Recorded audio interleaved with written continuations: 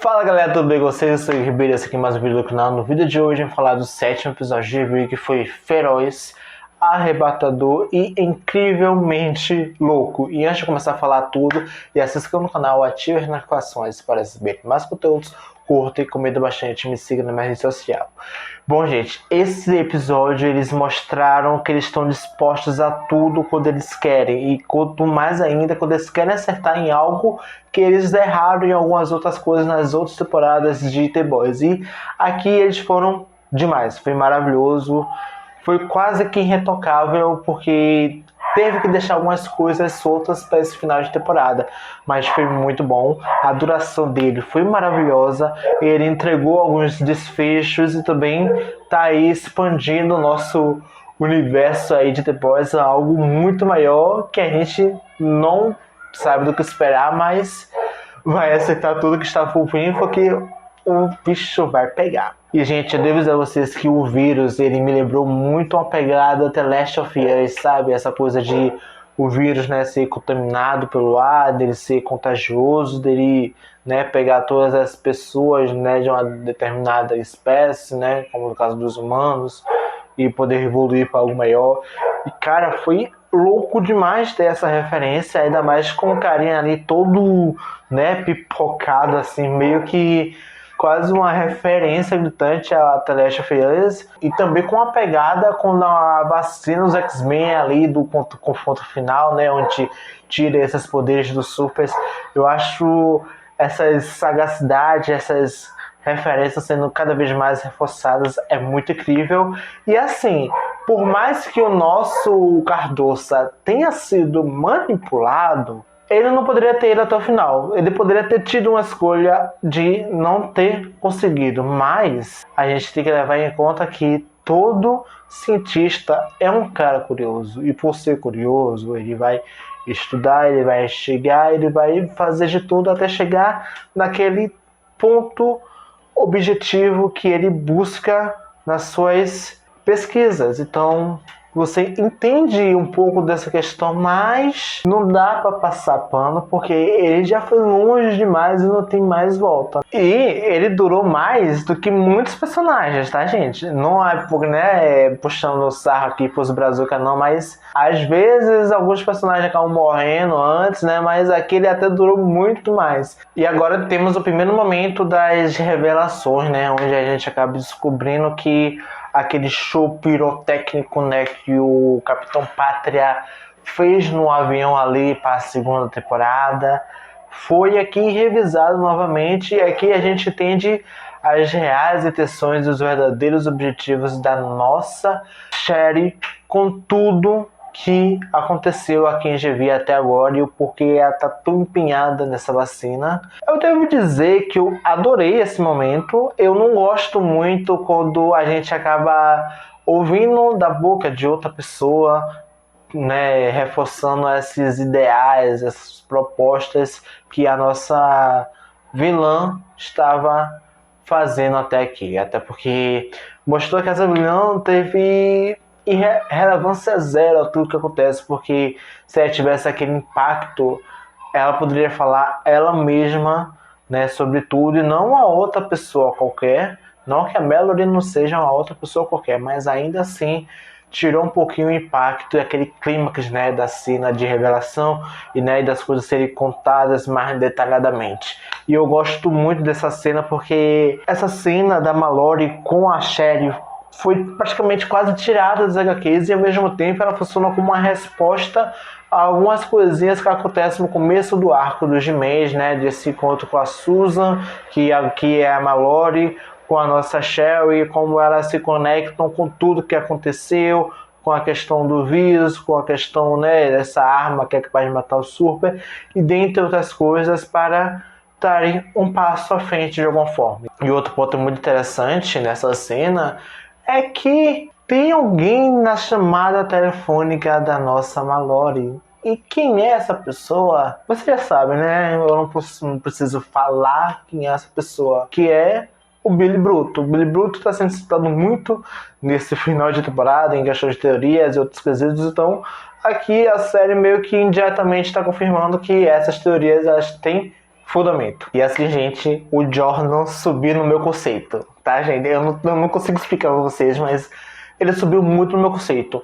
Eu acho muito legal essa, né, bastante desenvolvimento com tudo que aconteceu no episódio anterior, nessa conversa entre irmãos, né, separadamente, e a gente entender a razão e a emoção trabalhada e como eles estão dispostos a trabalharem cada vez mais juntos em prol de algo maior e mais especificamente para estar ao lado da Mary, né? Eu ainda estou naquela coisa de aceitar esse casal como casal, mas tá fluindo. Eu gostei dessa interação desses dois e realmente eles prometem muito. E o nosso Jordan, como agente do caos, ele era pra estar no top 1, gente. Porque o que essa pessoa fez para ajudar sua amada não tá escrito. Foi incrível, tipo, ok, vamos aqui, você é uma piranha, ó, eu vou matar você e tchau. Eu gostei, eu amei. Não tenho mais palavras para falar sobre isso porque foi incrível. Falando de outro casal, né, que temos aí, é o Aima e o Sam. Eu gosto muito desse casal porque eles são os que a gente quer guardar no pote e proteger eles a todo custo, porque eles são muito cuticute, eles se protegem muito quando eles precisam. E cara, a interação deles, essa química dos dois personagens, dos dois atores de si, reflete muito. E cara, estando neles ali como casal já vale muito mais a pena do que todos os outros ali que acontecem de alguma forma nessa série. E uma coisa muito interessante que me chamou a atenção foi essa questão do Sam parecer uma criança, e até que é entendível, porque ele é um personagem que passou por certos experimentos, e esses experimentos causam traumas de alguma forma faz a gente regredir muitos anos, como no caso do Sam, que parecia um bebê, né, no corpo de um jovem adulto, se divertindo ali com o povo e caindo na lava do Xavier, né? Então eu queria que o Xavier passasse dessa pra melhor, mas não tá funcionando, enfim. E esse momento do vídeo que eu vou começar a contar a vocês nessa nova etapa aqui é um momento que eu chamo de um grande show teatral político, porque a gente tem a Neuma ali, né, na faculdade, tendo aquelas suas propostas anti-surpers, e a gente também tem a questão da mídia trabalhando junto ali, ou seja, a gente sabe que essa mídia ela é comprada, ela, né, meio que reforça essas ideias de disputas, né, entre os surpers contra os humanos e humanos contra os surpers, sempre se favorecendo, se privilegiando disso e trabalhando nisso e potencializando essas brigas à toa, né? Mas é alguma coisa que faz sentido, ou seja, é um mecanismo milimetricamente calculado onde o Patriota e a Neuma estão frente a frente a tudo ali, um faz um outro rebate, então eles têm essa ligação aí, trabalhar juntos, né, indiretamente, como a gente já viu na terceira temporada, e aqui agora é praticamente escancarado que essa conexão ainda está acontecendo ao longo do tempo e que aqui foi um grande potencializador de alguma forma. E o que me deixa um tanto revoltado é como esses políticos conservadores conseguem lubrificar a cabeça de certas pessoas para conseguirem fazer com que a gente acredite neles e compre a ideia deles. É uma coisa bizarra, é uma coisa que me revolta muito, mas a forma como essa série trabalha com tudo isso está sendo muito bem elaborada. Uma coisa que me chamou muita atenção nessa parte foi a questão do nosso Capitão Pátria ser julgado, porque a gente já tem essa ideia sendo trabalhada, já tem algo discutido, mas você viu uma política como a Neuma, né, falando que ele pode ser julgado e no fim das contas não ser, mas caso for acontecer, a gente tem uma pegada muito dos filmes aí com o Superman, né? Não sei se foi a Liga da Justiça ou Homem de Aço, onde temos um breve julgamento que foi causado indiretamente pelo Lex Luthor, né? E todas aquelas pessoas morrerem e tal. Então, se for acontecer, vai ter mais ou menos essa pegada. Então, espere muito sangue e muito cabeças explodindo, laser e Diabo 4 aí na nova temporada depois, porque vai acontecer dessa forma, nada diferente disso. E outra coisa também é que a Neuma, ela tava isso aqui, vai explodir a cabeça de todo mundo. E eu queria muito que a cabeça do Xavier fosse, mas ele não vai. Eu tenho quase certeza que esse pererê babaca dos infernos ainda vai sobreviver até a segunda temporada. Olha o que eu tô falando. E temos agora um momento muito interessante, que é a conversa da Nilma com a nossa Mary.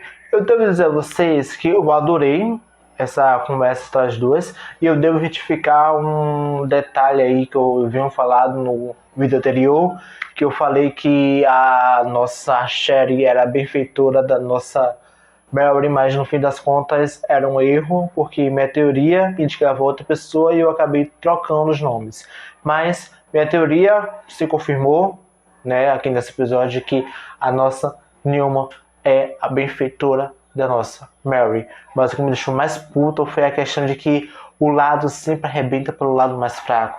E que tudo que a gente viu, tudo que aconteceu até agora foi praticamente vão, porque a Nilma falou assim: deixa que eu cuido, você vive aí, então eu quero ter essa vantagem, porque se você ficar no pé no saco, eu vou te matar. É quase na mesma ideia disso, porque eu sinto a ideia de que a Mary tem toda essa questão de funcionar como uma substituta, mas também como uma lacaia que vai fazer tudo que a Nilma mandar de alguma forma. Ou seja, se a Nilma explode cabeças, então, como ela não quiser usar os poderes, a Mary usaria dessa forma. No entanto que ela usou, de certa forma, a Mary como um aprimoramento de habilidades, possivelmente, e também aprimorou uma parte das habilidades delas, né, no caso de olhar através do sangue. E isso me lembrou muito Frozen, né, porque em Frozen 2 a gente tem a água guarda memórias, aqui o sangue guarda memórias, né, então eu achei muito legal essa conexão e interação essas duas personagens, apesar de que a Nilma foi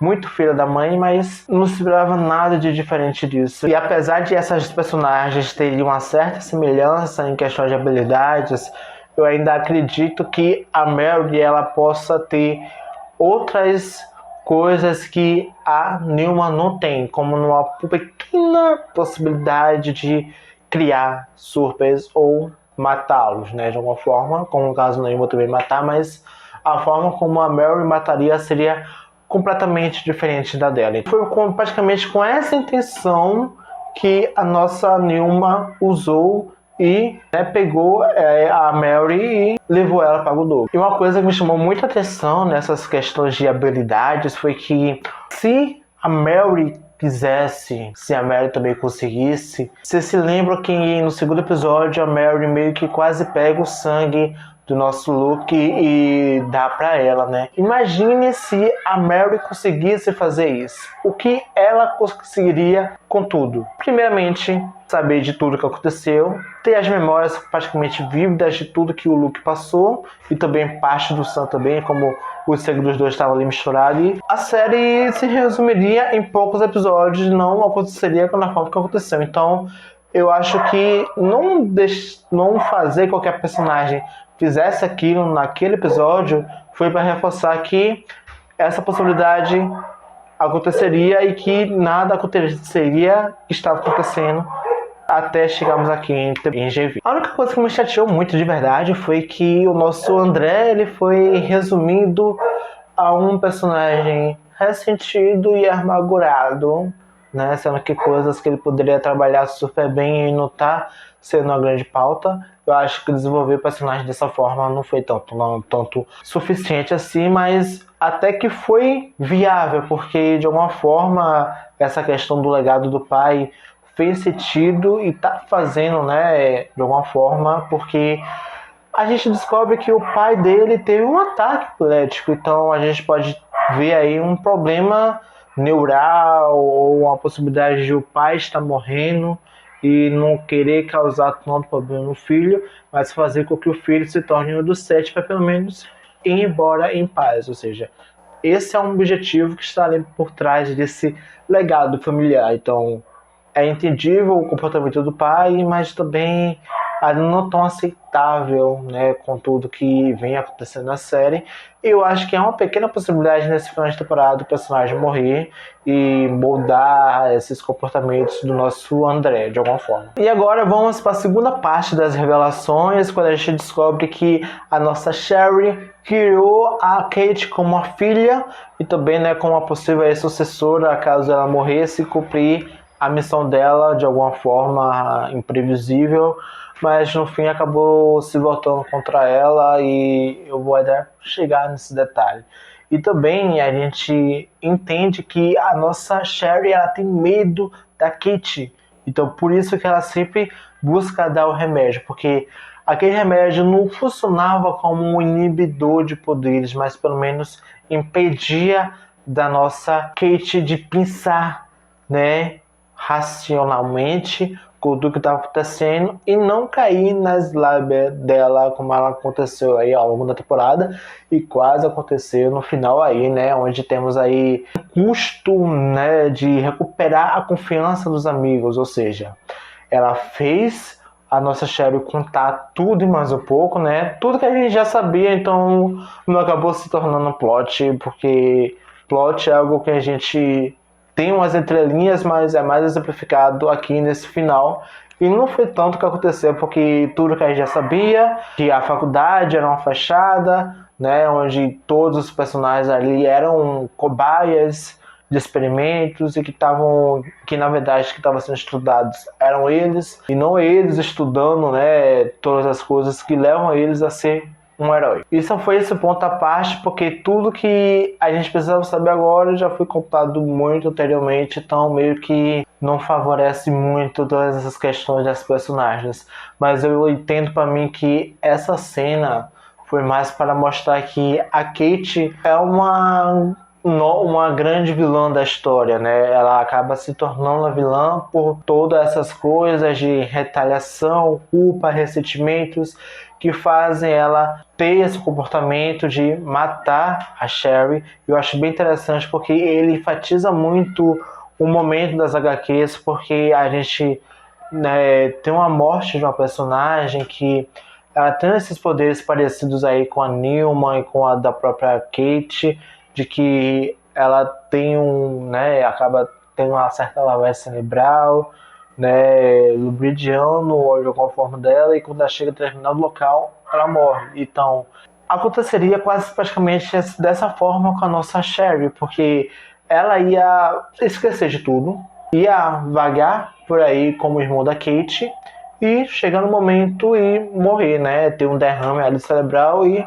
morrer ali empacada, mas não foi acontecer, foi mais para enfatizar e também reforçar que a nossa Kate é uma vilã meio Magneto, porque a gente tem essas referências a X-Men, mas aqui é praticamente o Magneto, porque o Magneto, né, depois de um determinado momento, ele pega, não, os humanos querem nos matar e eu vou aqui pegar as pessoas que querem o mesmo objetivo de sobreviverem e atacarem quando necessário e vamos aqui. Então é basicamente isso que a gente vê na prévia do último episódio. Então esses negócios sendo trabalhados, né, essas referências e respostas do que poderia ter sido melhor nos filmes dos X-Men da Fox, a gente vê aqui em GV. E agora a gente chega ao verdadeiro plot da série, que é a Neuma pegando um vírus, né? Conversa ali com o nosso Cardoça e consegue capturar o vírus